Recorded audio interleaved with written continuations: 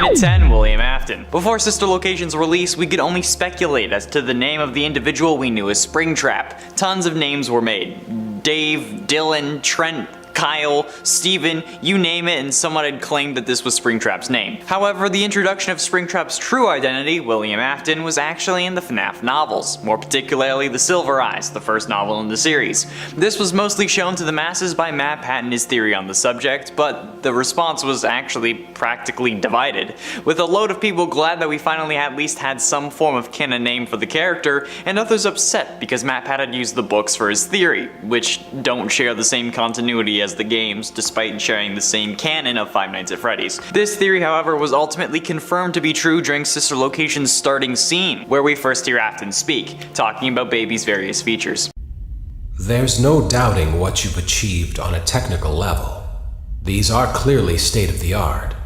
There are just certain design choices that were made for these robots that we don't fully understand. We were hoping that you could shed some light on those. She can dance. She can sing. She's equipped with a built-in helium tank for inflating balloons right at her fingertips. She can take song requests. She can even dispense ice cream. With all due respect, those aren't the design choices we were curious about, Mr. Afton. And at 9, Eternal Torment. Ultimate Custom Night was a really interesting turning point in the FNAF series. The original Afton storyline was finally at a close, and this game was the ultimate capstone to that, with some important lore hints in the form of voiced lines that play when you get killed. However, this game still fits into the FNAF story, and serves as a link between the original story and the new one, the new story being Afton trying to escape the video game world that he got himself locked in. But we originally interpreted this game all wrong, since we initially thought that William was burning in hell, or at least stuck in purgatory. But as all Supernatural fans know, purgatory is just a giant forest where monsters kill each other for all eternity, not a security guard office where you have to fight off countless animatronics. But this idea, despite being solid with incredible amounts of evidence, was proven wrong thanks to the original final book in the Fazbear Frights series called Bunny Call. Wow, Scott really likes to act like he's ending things with Springtrap and then just totally doesn't. However, in this book, the story of the man in room 1280 tells the true tale of what's going on in this game. Afton is in the hospital, horrifically burned after the FNAF 6 fire, and is stuck in a coma, much like Crying Child was in FNAF 4. Eventually he wakes up though, which I'm guessing is him beating 50/20 mode, and is brought to a Fazbear warehouse where he promptly explodes and possesses a hard drive. Fun. And at 8, Bribery. The fact that William wasn't caught, or that everything seems to go so perfectly for him, has to have an explanation. It's not like this guy just got that lucky. No way, not in Five Nights at Freddy's. There has to be a reason behind why the cops didn't check inside the bleeding and horrifically smelling animatronics. We know that this is the case because the newspapers from FNAF 1 confirm that the restaurants shut down thanks to animatronics smelling like death and leaking mucus and blood. Here's a quote from one of those clippings. Police were contacted when parents reportedly noticed what appeared to be blood and mucus around the eyes and mouths of the mascots. One parent likened them to reanimated carcasses. How were the bodies not found then? They could have tested the blood, found that it was similar to the parents if they didn't have any of the kids' DNA on file, and then easily have gotten a warrant to take the animatronics. But they didn't. The dead bodies were still never found and Afton was released. How the actual hell is that possible? The only way I can see, personally, is bribery. Like, William had to have been bribing these people, and they had to know that he was locked in the back room of Fazbear Frights, because why would they tear down a random wall to find that animatronic? It's impossible. There's no way that he just got released out of random chance. No one is that lucky. No. And at 7, no head. So no head? The suit doesn't have an endoskeleton head, get your mind out of the gutter. It's actually impossible for it too, since even with the crazy advanced tech that these places have, you cannot move an endoskeleton head as they are presented in the games away enough for a normal head that just barely fits inside to fit inside. This is also shown in the menu screens when William is trying to remove the Springtrap head. There is no form of robotic head present. It's his eyes and his meat. how on earth would the face operate in the Springlock suit if there was no proper head? Is it just a different form of robot, or like a different arrangement of parts to get everything working more efficiently? Because if that's the case, why isn't that the case with every animatronic? If it costs the company less to manufacture, I'm sure William would be fine with it, if not encourage it, since he gets his daily fill of child murder, and he saves a little bit of money on the side, so might as well. Well, maybe it's more expensive, but if that's the case, I'm sure it's easier to just make a separate suit than paying extra for a specially designed suit that doubles as both animatronic and suits. Like, just make a separate one. You can still kill kids in it. And at 6, Glitchtrap. Glitchtrap is very clearly meant to be William Afton in his code form. As Tape Girl says, he was created after they scanned a hard drive they were given that was meant to help with coding the AI for the animatronics. However, while this is evidently William, it's theorized by many that this is meant to be based on the original suit that Afton wore to lure kids away, or at least try to, since thanks to the newly released Fazbear, which I covered in detail in another video, link is in the iCard, we now know that the first animatronics William built, or at least some of the first, had claws that could hide away items, which is a feature only present in the Funtime animatronics. So the Funtimes were built before the Springlock suits used in Fredbear's Family Diner, at least they could be. So this would have to have been a suit used at the company before they even had animatronics. And he was also planning on going on a killing spree already, so we can always assume the worst. Maybe there are more kids that went missing out of their homes like suggested in the Midnight Motors minigame. Who knows? Halfway through into number 5, Matthew. Remember how earlier I talked about how Springtrap was killing himself in the Springtrap's Revenge VR game in the Fazbear Frights book Bunny Call? Well, not only does he do that, but he also tears the main character Matthew to shreds. Now, some do consider this Matthew to be a reference to MatPat of game theory, and it makes sense why. But what makes this bad is that the community considers this an M-Preg fanfiction, which I have to say, I enjoyed not knowing what that was until I had to ask my sister about it because it was everywhere online. She's really into fanfiction, it's kinda concerning. Anyway, basically Matthew in this story gets implanted with a baby Springtrap thanks to a program called itsaboy.exe, which literally ends up tearing him to shreds from the inside out. Hardly a fun experience, I would say. Yet some women go their whole lives wanting to give birth and have kids. But I mean, at least most of the time, they don't kill you from the inside out. Or rather, they don't usually claw at you and dig through your stomach. That's exclusive to Springtrap, I hope. And at 4, MikeTrap. The MikeTrap theory came out after Sister Location's secret ending, where Michael makes his speech with the famous line of "I'm going to come find you." After saying "I'm going to come find you" a second time, Springtrap appears at the burnt down Fazbear Fright. This one little moment caused some fans to assume that Springtrap appearing meant that it was Springtrap who was talking, making them think that Mike was in fact the one in the Springtrap suit. Hence the name MikeTrap. This, however, was simply to illustrate that Springtrap survived the fire, like we had been assuming, since Scott said in a Reddit or Steam post to check out MatPat's conclusion on this debate, and MatPat had concluded that it was William in the Springtrap suit.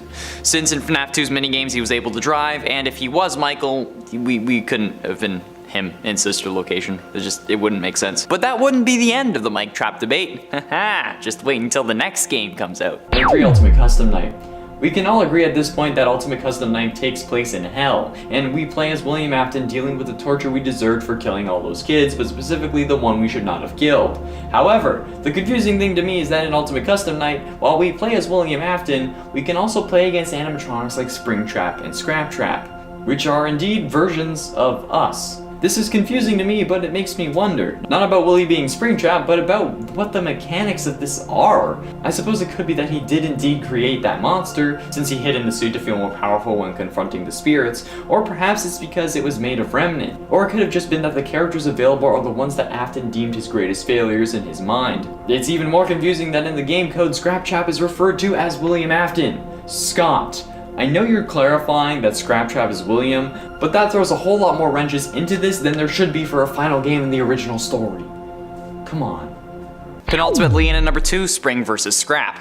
Then Ultimate Custom Night came out, and the Mike vs. MikeTrap debate was on the rise again, thanks to the introduction of Scraptrap, who people thought was Scott adding a new character so that both Afton men could be Springlock victims.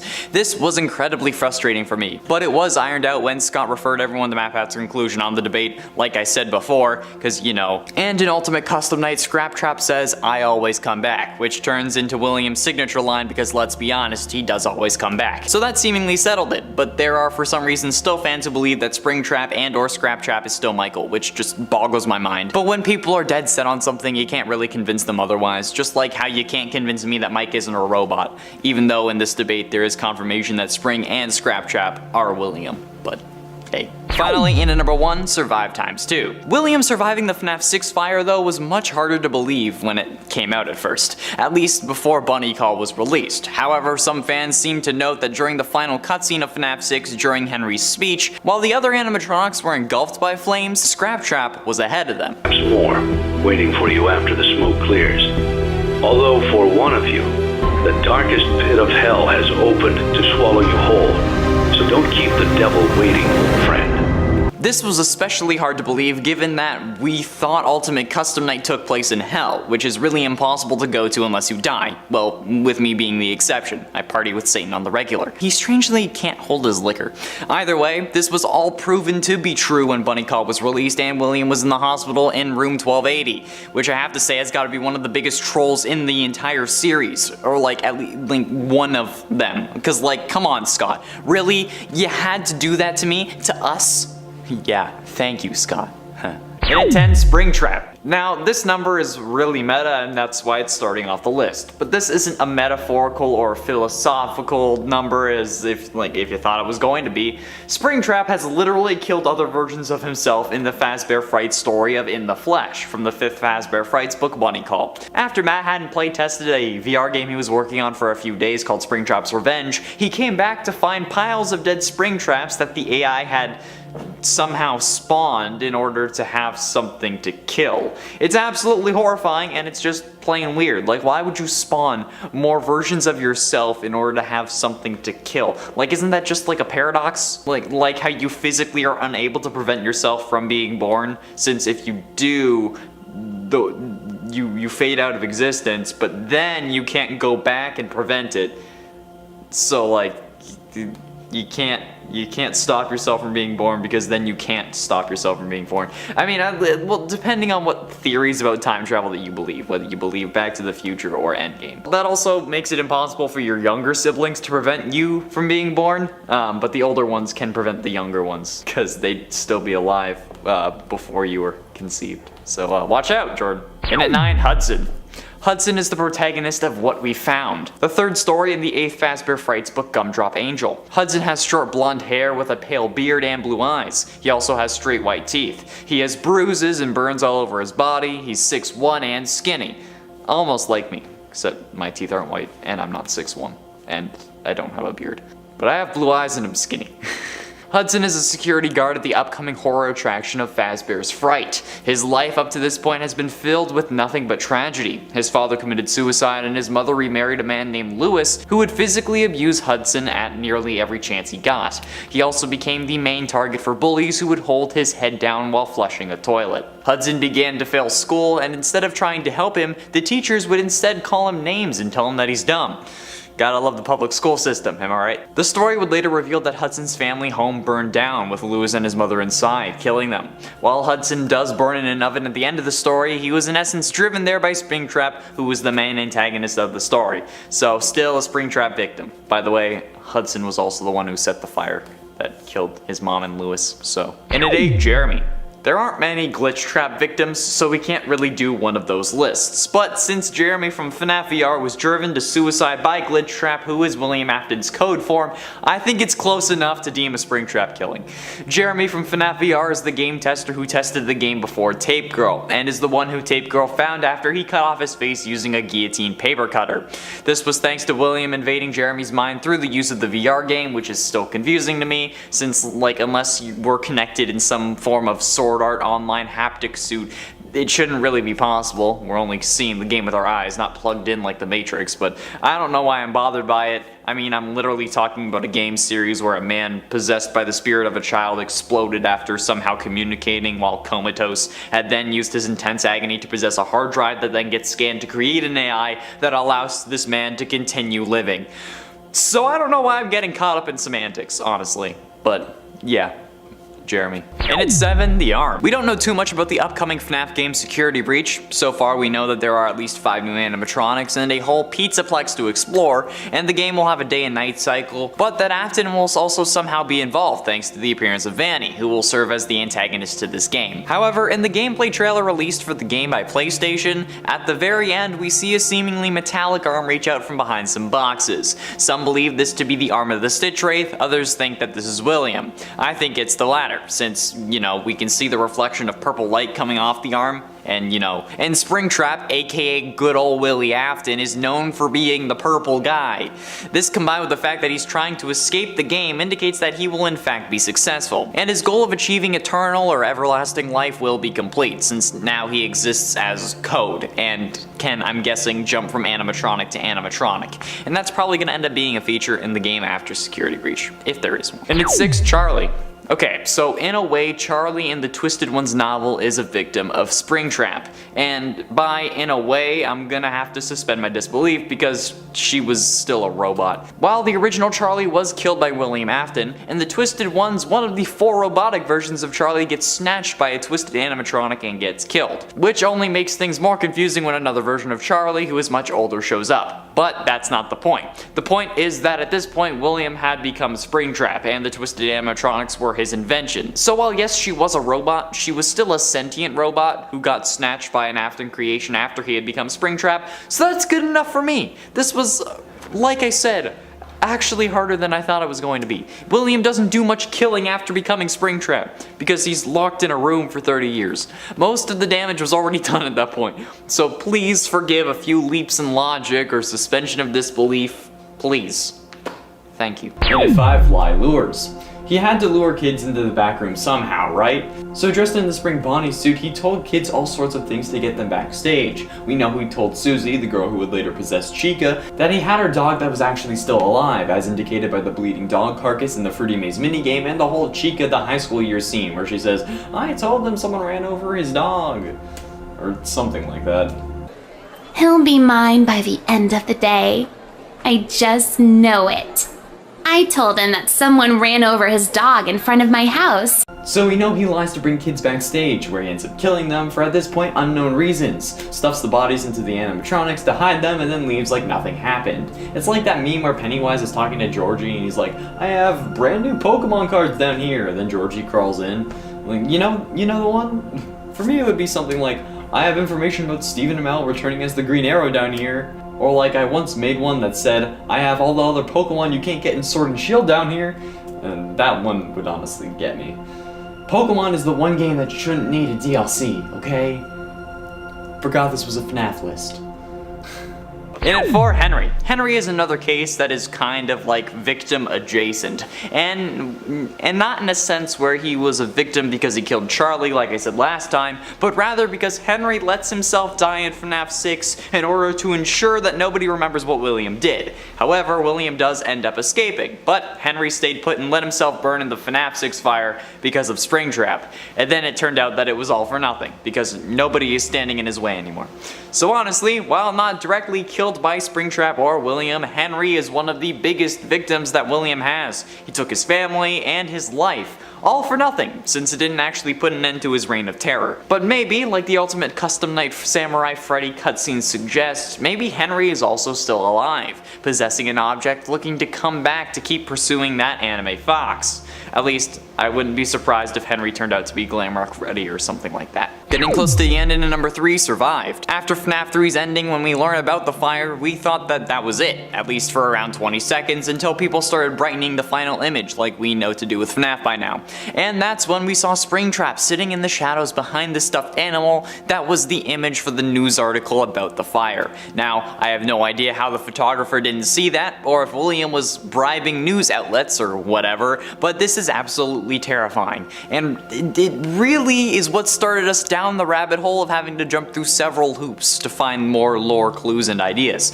Brightening this one image made us have to comb through the files of a mobile game. Think about that. Anyway, this image set us on the path to thinking William survived the fire and that this would not be the last FNAF game. I don't know if this was supposed to be the point of the Easter egg, like if it was somehow to allow for more games in the series if Scott wanted to, but hey, either way, it happened. And here we are, 5 games, 15 books, and more later. Still questioning everything about this series, so time well spent. Penultimately, in at number 2, Michael Afton.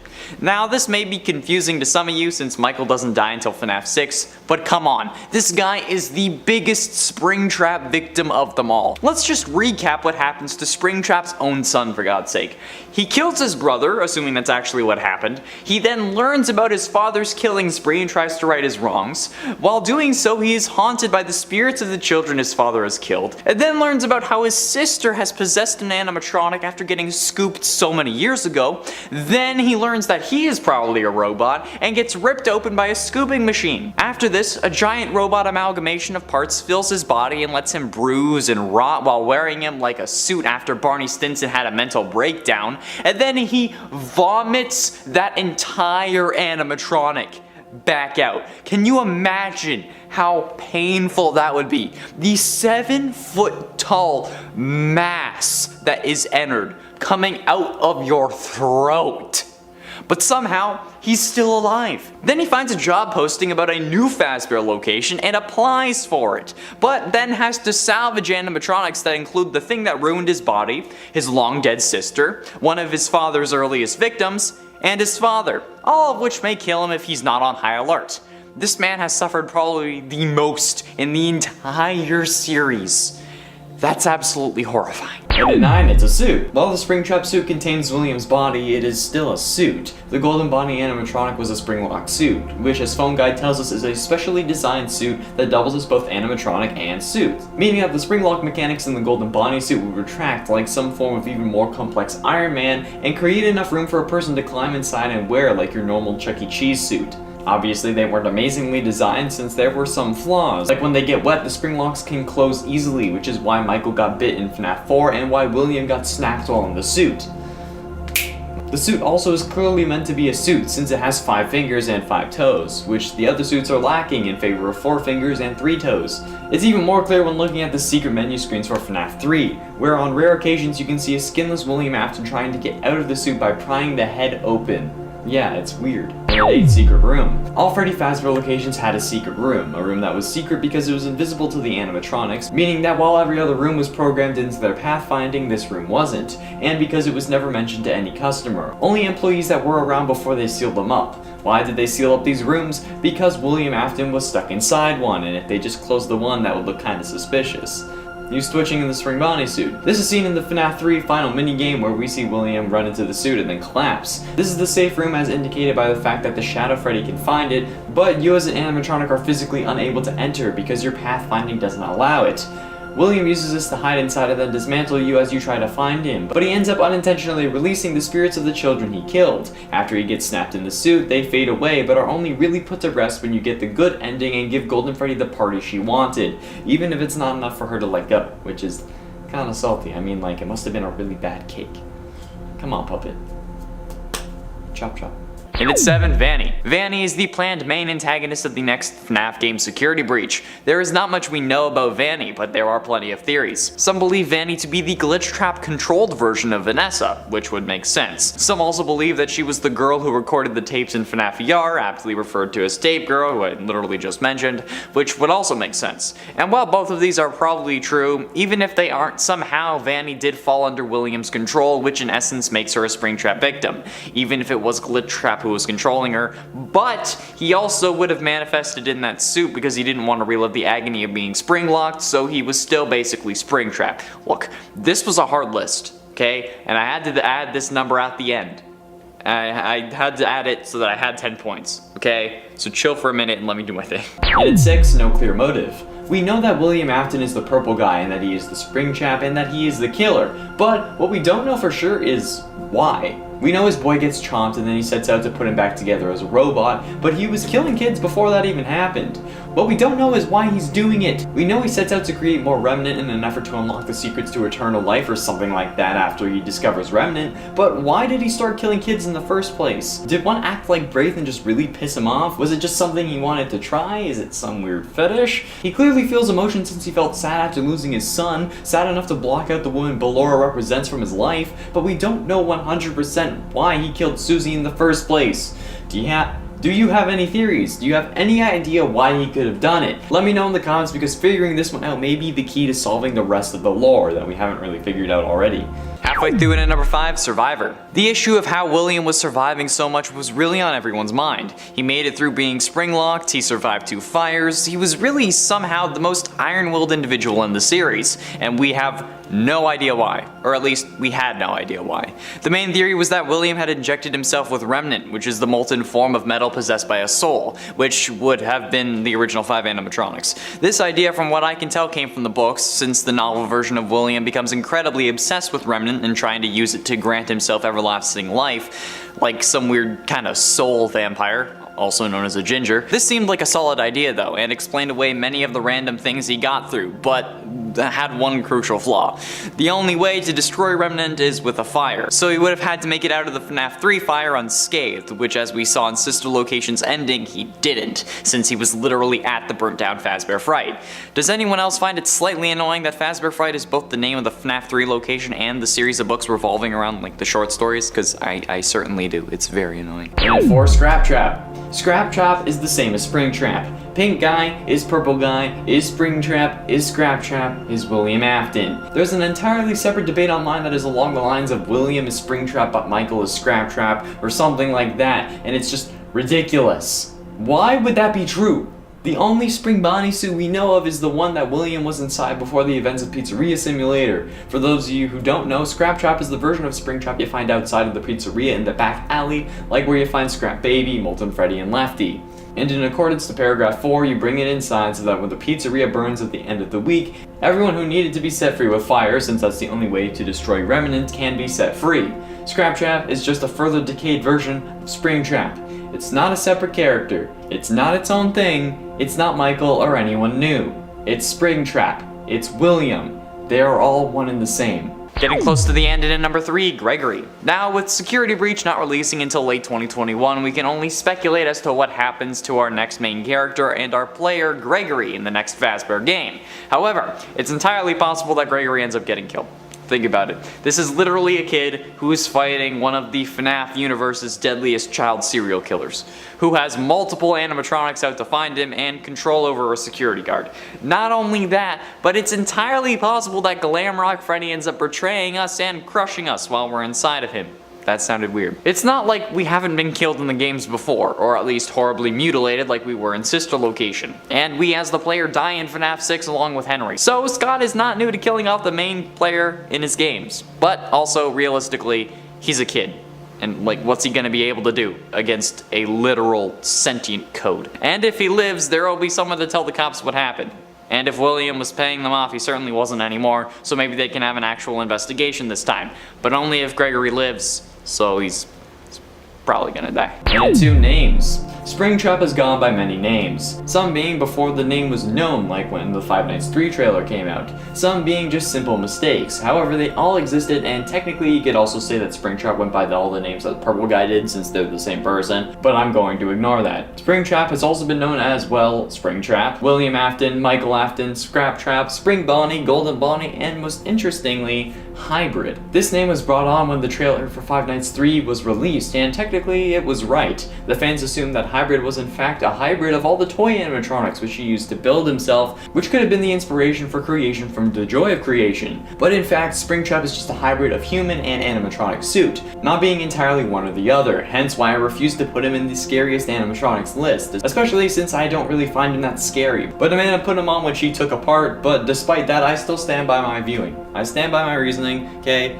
He's not entirely an animatronic. He's still in the suit. We never see him die. Finally, in at number 1, Oldie oldie but a goodie. This suit is one hell of an old suit, not to mention how long William was stuck inside it, but this suit dates back all the way to Fredbear's family diner, which is crazy, and even if they had this technology when that diner was prominent, that makes me even more concerned about how this thing was Iron Man levels of advanced. And while the decay on Springtrap makes that evident, it confuses me as to how it started to break down when Golden Freddy, a Springlock that is as old if not older than Spring Bonnie, seems fine in the first game. I think it's because those holes and rips were in fact made by William when he was trying to escape the suit. We see him trying to pry off the head, so it would make sense why he would have torn off bits of fur or even removed the whole foot in an effort to be set free. What do you guys think about the Springtrap decay? Let me know your thoughts down below. And 10 Spring Bonnie. Spring Bonnie, while being canon in the main series, has only been showed in 8-bit cutscenes. It very well could have just been an animatronic too. But looking up Spring Bonnie on Google Images actually is pretty creepy for something that's only been in 8-bit and supposed to not be scary, since it's just an animatronic with an exoskeleton, or exosuit. For some reason, I find this more unsettling than the normal Springtrap. Maybe because I've been looking at normal Springtrap for so long that I've just gotten used to it. I don't know. The look of the completed and pristine Springtrap just puts me on edge for some reason. Maybe it's Maybelline, maybe it's because I think I'll be the next victim. Either way, Spring Bonnie is scary. I was gonna make a joke, like Spring Bonnie is spring scary, but it didn't work. I don't know why I thought of it. In a 9 draw kill. This Springtrap was drawn in the style of draw kill. At least that's what the image said. I was unable to find the original author since the 3 versions of this that showed up were small and Pinterest links that didn't give any credit, so that's unfortunate. But this thing sets me on edge. And not only this, but searching draw kill Springtrap on Google will get you a load of monstrosities that will haunt your nightmares for the next few weeks. I'm not quite sure what it is about this animatronic that makes it so creepy. I just know that it's creeping the hell out of me. Why does this misfortune continue? And an 8 Toy Springtrap. Toy Springtrap is what it sounds like. Springtrap in the form of Toy Bonnie instead of Golden Bonnie. Well, actually, Golden Toy Bonnie. This is creepy as hell. Can you imagine being stuck inside a toy animatronic? Like, obviously I'd like to be stuck inside Toy Chica, but not for so long that the parts of plastic start coming apart and deteriorating and my flesh starts melting and rotting away. Yeah, I don't like the thought of that, and yet here we are with Toy Springtrap and it hurts my feelings. Like on a deep level. Like, at least they didn't do this to Chica, otherwise I think I would be crying on camera, and the editors would leave it in because they like to watch me suffer, just like the rest of you do. And at 7, Springtrap and Mangle. Springtrap and Mangle is one of the ships that was suggested the most in the comments of Cringey FNAF ships, and I can see why. Firstly, what the hell? Okay, why would you even consider these two to be a good pairing? Second, isn't Mangle possessed by a dog? Like, didn't we settle on this? Like, William used Mangle and Susie's dog as like a remnant experiment to see if he could actually get robots to be possessed? Or have we forgotten about that for some reason? And I mean, like, a literal animal as well. Like, not he a dog, like he's literally a dog. Like, this is borderline Beauty and the Beast kind of thing going on here. Like, what the living f*** are you people thinking? We're shipping a serial killer who only kills kids and a goddamn actual animal possessing an animatronic. Like, I don't know what's going on anymore. Why are we like this? This makes me want to actually leave the community and stop making FNAF videos. Like, why is this a thing? I don't want to be associated with this. So, because of that, we're moving on. And it's 6, Nightmare Springtrap. We all love the Nightmare animatronics. They're some of the scariest things in the games that we've seen. But Springtrap was missing from the bunch, obviously, since this would have been before Springtrap was a thing, at least in the timeline-wise. And William caused the hallucinations anyway. But the fan versions of Nightmare Springtrap are some horrific shit. With the famous stomach mouth and razor-sharp munchers, this guy will eat your arm and left testicle for breakfast and then come back for seconds. And then will finish you off for lunch, then regurgitate you again come dinner. But you're also forced to deal with this cycle every day. And it's still you every day. You just somehow come back to life so he can eat you again. I don't know where this analogy came from. Like, I'm not okay. FNAF has actually broken me. Halfway through into number 5, Springtrap and Michael. Oh yes, like I said, the only way it could get worse was if he was being shipped with a family member that he ended up causing the death of. And here we are. The Springtrap X Michael ship is one of the most horrific things I've ever witnessed. And honestly, even talking about it, I kinda wanna hurl. And before you get mad at me saying William didn't cause the death of Michael or Crying Child, yes he did. He was the one who superpowered the Fazbear animatronic and gave it the ability to crush a skull. And before you try using the whole, if someone holds your hand under a hydraulic press, it's not the person who made the hydraulic press's fault on me, okay? These two things are entirely different scenarios.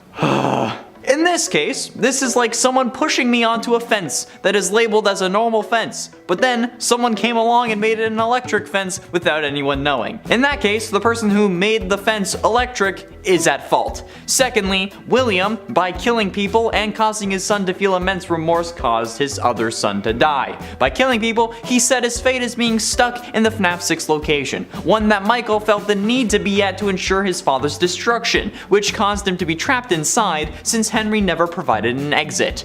And you wanna ship them? Knowing they're related. Y'all are And for Springtrap Endo, what would Springtrap look like without an exosuit? Without the stuff that actually makes him look like Springtrap. A monster comprised of human flesh and gore and some metal thrown in.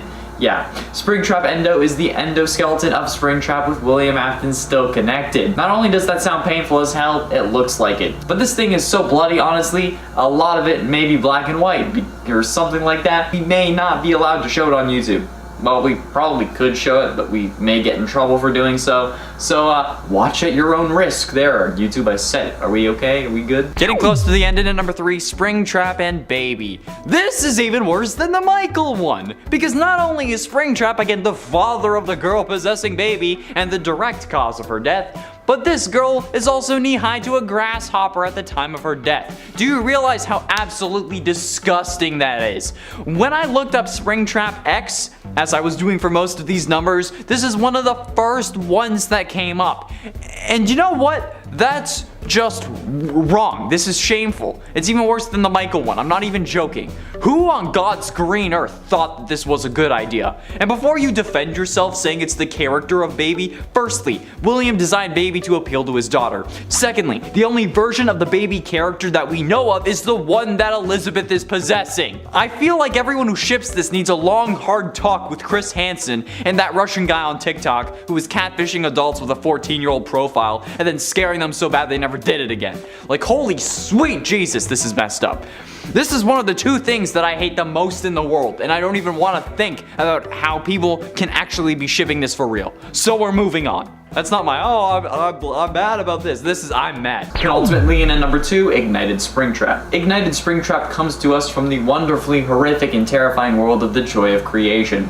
Ignited Springtrap is what I feel like Springtrap would have been. With no jaw and his horrifying demeanor overall, this guy will make you bricks. I'm not even sorry about the swearing because this one was necessary. Normal Springtrap is bad enough, but crank it up to an 11 and then throw it into the real world and then all of a sudden you get this thing. And if you're unaware, the premise of Joy of Creation is that you play as Scott Cawthon and the animatronics are coming after you in our world. Hence the name Joy of Creation. But we will also be getting a new and improved version of this character thanks to the Fazbear Fanverse initiative. Thanks, Scott. Just makes everything more terrifying. Hooray! Finally, in at number 1, Garvey. Garvey is the penultimate antagonist in Dormitibus. As a human, he was a man who murdered the missing children. He later went on to get trapped in Spring Bonnie, becoming Springtrap, and then was burned to a permanent death in the Fazbear Frights fire. Garvey is a extremely grotesque version of Springtrap. The suit on his limbs and body are heavily tattered and shredded, and his organic remains are far more visible than they are for the normal Springtrap. His lower jaw is deformed and broken, which disappears on at least one occasion, showing Garvey's corpse, mouth, and jaw. Cause, you know, why the hell not? And Garvey now has an unnatural animalistic stance, walking in all 4 limbs like a spider. His limbs also appear to be snapped in multiple places, alluding to the limbs being bent in unnatural ways, and the fact that his left hand serves as a foot and his left foot serves as a hand?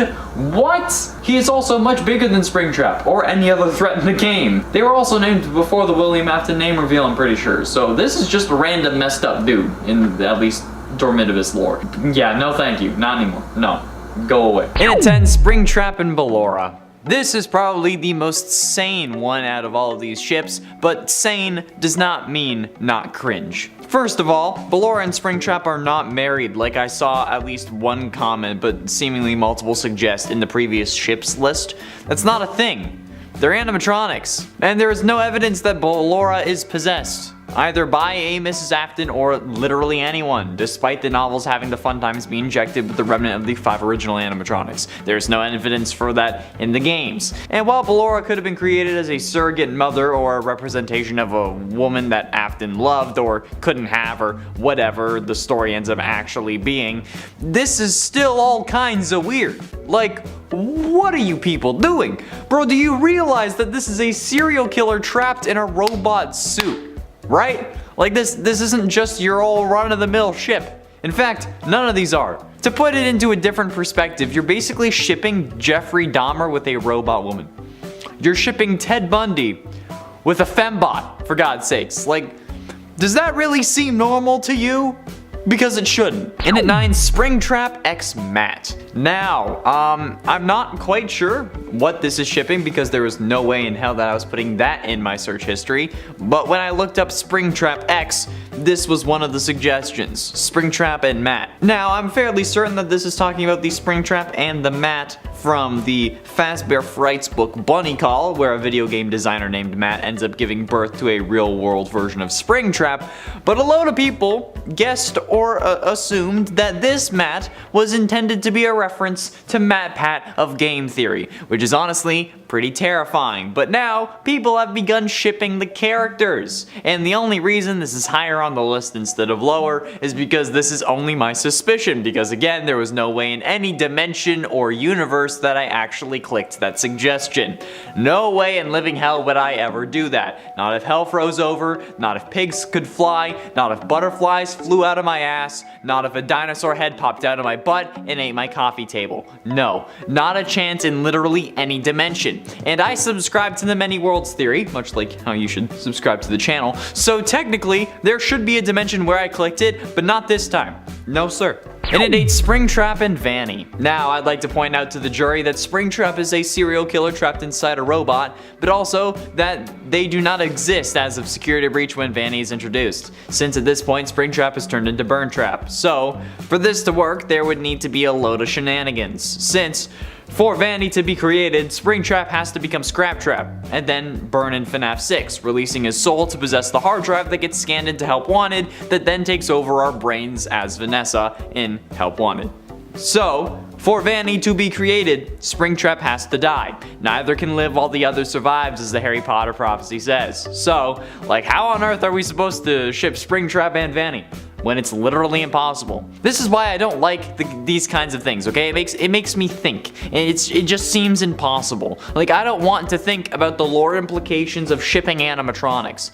This is all kinds of cursed, and it actually physically hurts me. I feel physical pain, like someone stabbed me. And at 7, Scorched Springtrap. Scorched Springtrap is different than its canon counterpart from FNAF AR. Scorched Springtrap in essence looks like a phantom version of Springtrap, like as if it was a hallucination in FNAF 3. Basically a burnt version of Springtrap after the fire at Fazbear Frights. Speaking of which, it looks like they just showed up across the street, because there's fire trucks over there. But I'm sure you're seeing it, so you know what I mean. Sure, normal Springtrap is pretty spooky, but this guy just takes it one step further and really messes with your head. It's ironic, given how you can actually see Springtrap on multiple cameras in FNAF 3 as another hallucination. So, Scorched Springtrap looking like a phantom makes sense. And at 6, Springtrap and Golden Freddy. Now, in the previous ships video, I mentioned how shipping Springtrap with anyone was cringe, but specifically the original 5 animatronics, since each one are one of his victims, and a kid. Golden Freddy is no exception. Remember people, since Springtrap is the combination of Spring Bonnie and William Afton, who by all means is a real person in their reality, this means you are shipping this person with the animatronic version of Golden Freddy, which is filled with the rotting corpse of Cassidy. Cause some consider Cassidy to be the one you should not have killed, and while those who think that are wrong, that would only add yet another layer of to this already messed up ship. You people need to stop this. The only way that it could get worse was if he is shipped with a family member that he ended up causing the death of.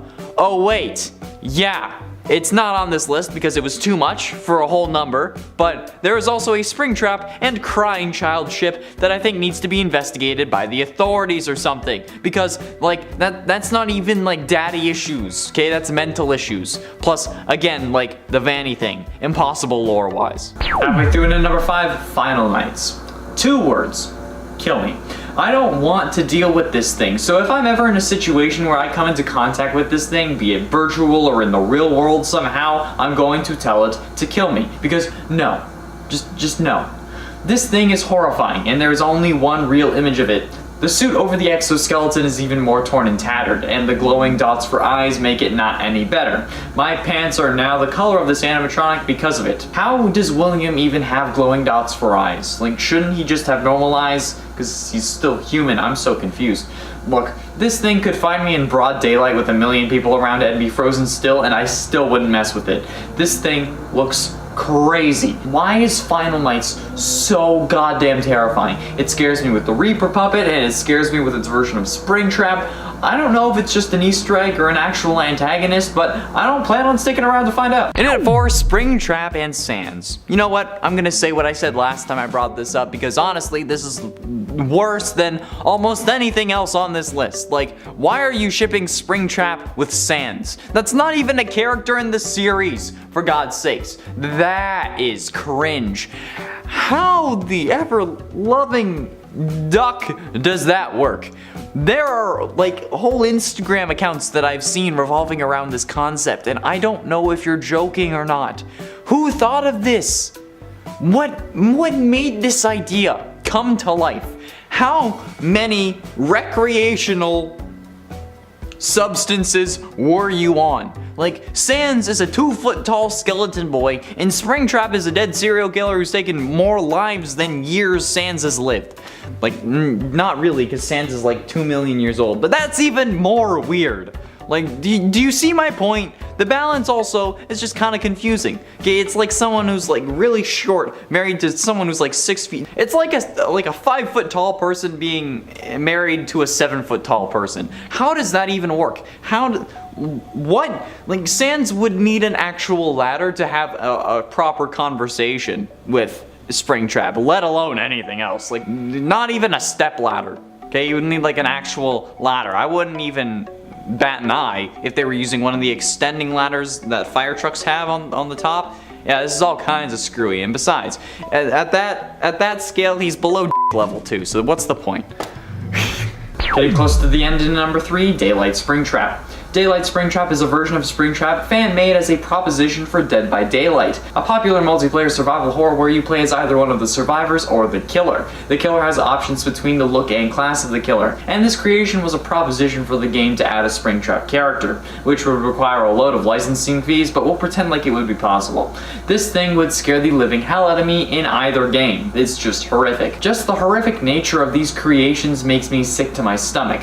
There are multiple versions of this animatronic, and they all just make me feel like I'm going to suffer. Some may say just to add the normal Springtrap animatronic, but I'm not sure. What do you think? Would you like to see a Springtrap killer in Dead by Daylight? And if you did, would you want a unique design or the original Springtrap that we all know and love? Be sure you let me know in the comments. And ultimately, in at number 2, Springtrap and the Puppet. While this isn't as messed up, okay, there has been an awful amount of fan art about this ship that honestly makes me want to yak. Firstly, this is William's first victim, guys, so like, why would you ship them together? Secondly, the amount of art that I've seen where I have seen them with a baby is too much, like a literal child, okay? People, these are robots, and one of them is a killer trapped inside of a robot with no vital human recreating organs existing. So, why are you trying to make them have babies?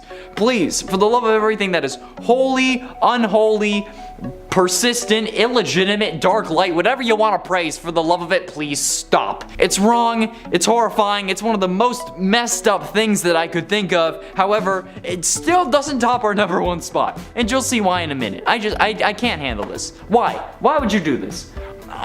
This was originally going to be number 1. But I just didn't want to give the people who do ship this the satisfaction of it being on the top of a list. Because even though that would mean that it's the cringiest ship of them all, they ship the puppet and Springtrap, so clearly they can't understand logic and they would just see number 1 and be happy. And finally, in at number 1, Springtrap X Reader. This feels like a personal attack if I'm being frankly honest, because you know what, if I read one of these I would have been the reader and I don't want that to happen. Number 1.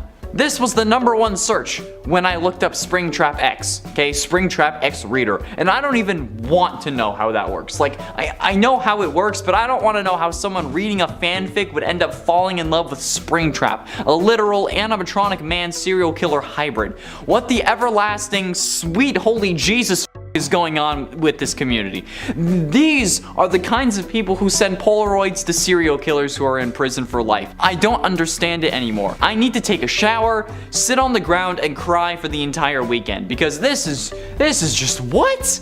How does one even come up with the concept for falling in love with an animatronic man hybrid? If it was Chica, I'd understand. But Springtrap, he is one of the most Rule 34 animatronics out there for seemingly no reason, because I just want death now. The fact that people are falling in love with William Afton's filleted body stuck with a bunch of robotic parts and I can't get a girl to stick around for more than a couple days is pretty damn ridiculous. Maybe I should finally cave and let this series turn me into the maniac I'm probably going to become, because apparently they get all the girls.